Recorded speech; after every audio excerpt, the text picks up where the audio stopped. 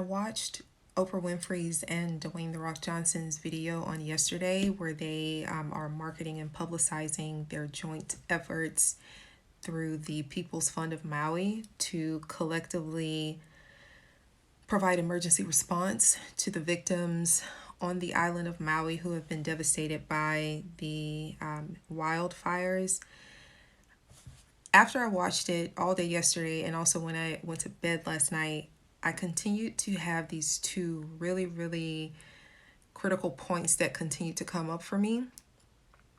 And the first is how this is really an ongoing practice of colonialism, more specifically economic colonialism, and also the really important issue about intention versus impact.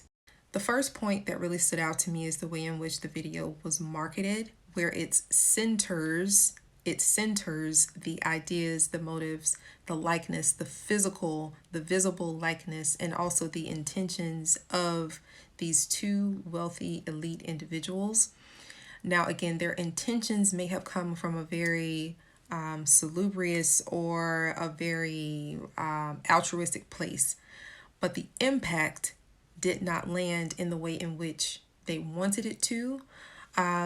And more specifically, if you want to practice decolonization, then you have to center the voices of those who have been directly victimized by the tragedy itself.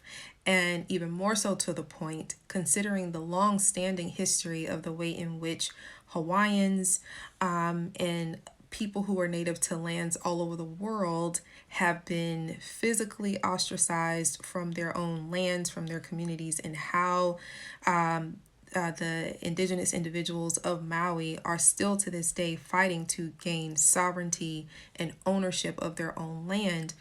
To have two individuals that are not necessarily native to that specific land, but also individuals who come from a socioeconomic class that is considered to be a part of the wealthy elite, it removes the centering of those indigenous people from that conversation. The second point that stood out to me is this upholding of the ideology of saviorism or the savior complex.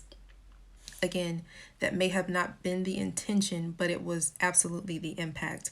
So this term is more often used in conversations around the representation of the white savior in literary spaces, but also in films and television programs. But I want to focus on how saviorism or the savior complex is also a part of the wealthy elite or the practice of economic colonialism, because of this ideology around the fact that because someone has more financial resources, that means that they are now an expert or that they have more information or more intellect regarding this specific issue or situation. One of the harms in that is that it removes the agency, it removes the unique knowledge and the unique practices and the direct experiences of that specific community from this issue. The third point that really stood out to me is the fact that this is a practice of colonialism because it is encroaching on indigenous land during this disaster. I myself, I have worked as a community organizer. I have worked in health and human services. I have also worked as a diversity, equity, and inclusion consultant collectively for over 18 years now. One of the things that I do know is that when there is a community or a population that is experiencing a disaster or tragedy or any kind of socio-political or socio-economic issue, rather than approaching that specific issue from a top-down perspective or method, it is always so much better to go to the community and ask. You have to be invited into these spaces because there is the issue of outsider versus insider. And again, you can have the best of intentions, you can have the most altruistic heart. However, that's not always going to be received very well from that specific community that you intend to support and that you intend to help. This is where someone in my position as a consultant, this is where you go in and you do a needs assessment. If you're doing something more formal, when it's not during a disaster relief effort, or you do many other types of methods where you're actually taking time to get to know that specific community. And rather than you as an outsider going into that space and telling them, this is what we're going to do, you identify and lean on the unique communal knowledge of the residents, of the indigenous people of that land, and ask them, what are you already doing, right? That's really sacred information to have, and it's going to fare better in the end.